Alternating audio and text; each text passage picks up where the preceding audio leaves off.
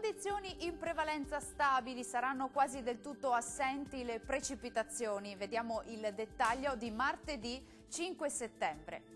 Sul Veneto pressione in temporaneo aumento, giornata all'insegna di un cielo poco o parzialmente nuvoloso.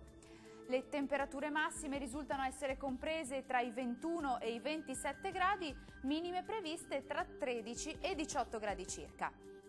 Andiamo ora a vedere che tempo farà sul Friuli Venezia Giulia.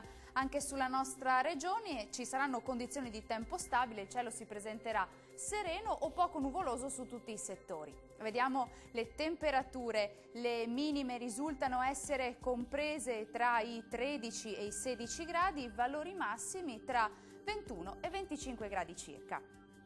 Raggiungiamo infine il Trentino Alto Adige, anche qui avremo prevalenti condizioni di bel tempo, tuttavia saranno possibili occasionali piovaschi alternati a schiarite sui confini esteri.